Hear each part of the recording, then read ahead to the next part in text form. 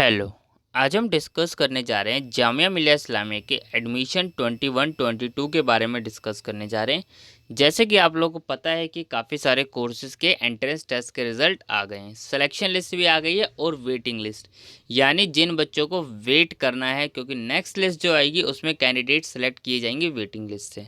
अब बहुत ज़्यादा बच्चों को डाउट आया कि सर वेटिंग लिस्ट में कितने बच्चे जो है सेलेक्ट होंगे, क्या वेटिंग सारी कंफर्म हो जाएगी, क्या सेकंड वेटिंग लिस्ट आएगी या नहीं आएगी। तो हम इस वीडियो में ये सारी चीज़ें एक एक करके डिस्कस करने वाले हैं।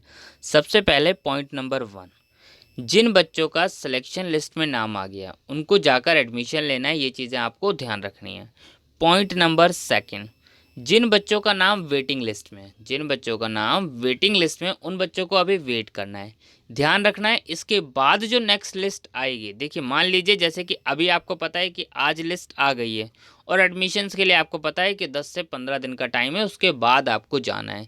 लेकिन जो आगे लिस्ट आएंगी उसमें ऐसा नहीं होएगा, क्योंकि जैसे जैसे लिस्ट जो है आती जाती है टाइमिंग कम होती जाती है। अब उसमें क्या होगा, उसमें ऐसा होगा कि मान लीजिए आज लिस्ट आई और एडमिशन्स के लिए आपको 2 दिन बाद ही जाना पड़े, तो यहाँ पर देखिए क्या होगा, यहाँ पर टाइमिंग अब कम होती जाएगी। ये चीज़ें आपको ध्यान रखनी है। तो वेटिंग लिस्ट में जिन बच्चों का नाम है आपको सबसे ज़्यादा अपडेट रहना है, नहीं तो आपका एडमिशन रह सकता है। और लिस्ट में एक बार नाम आ गया, आपने एडमिशन नहीं कराया, फिर कुछ नहीं हो सकता। ये चीज़ें आपको ध्यान रखनी है।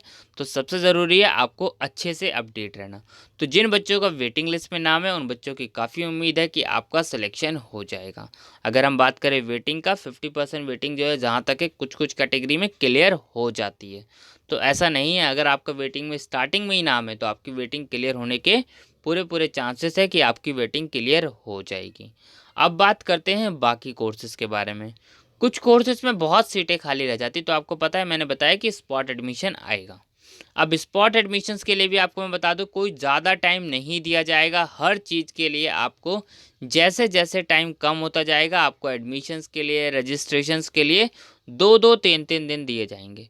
तो अगर आप अपडेट नहीं रहेंगे तो आप एडमिशन से रह सकते हैं। अगर आप ज़्यादा से ज़्यादा अपडेट रहेंगे तो कहीं ना कहीं आपका किसी ना किसी कोर्स में, स्पॉट एडमिशन में अगर हम बात करें तो हो जाएगा आपका। पूरी पूरी आपको उम्मीद रहेगी कि हाँ आपका एडमिशन हो जाएगा। आपका वेटिंग लिस्ट में नाम है, अगर आप अपडेट नहीं रहे, क्योंकि पिछली बार बहुत बच्चों के साथ ऐसा ही हुआ था कि अपडेट नहीं रहे थे, डेट निकल गई, अब फीस पेमेंट नहीं कर पाए, एडमिशन्स नहीं ले पाए। क्यों? क्योंकि डेट ही नहीं पता चली। उन्हें लगा कि जैसे फर्स्ट लिस्ट में टाइम दिया गया है वैसे ही जो है आगे आने वाली लिस्टों में भी टाइम दिया जाएगा, पर ऐसा नहीं है। क्योंकि हो सकता है इस तरीके से भी अगर हम बात करें स्पॉट रजिस्ट्रेशन का, तो आप देखेंगे रिजल्ट आया था उसके अगले ही 2 दिन आपके पास सिर्फ टाइम था एडमिशन्स के लिए। तो अगर आपने एक भी दिन साइट मिस करी जामिया मिलिया इस्लामिया की तो आपका एडमिशन्स होने से प्रॉब्लम हो सकती है। बाकी कुछ भी छोटा सा भी अपडेट होगा आपको वो चैनल पे वीडियो बना के इन्फॉर्म कर दिया जाएगा।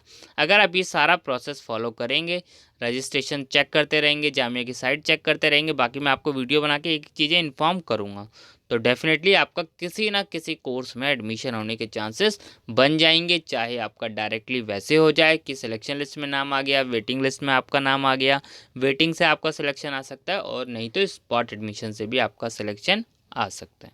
Thank you.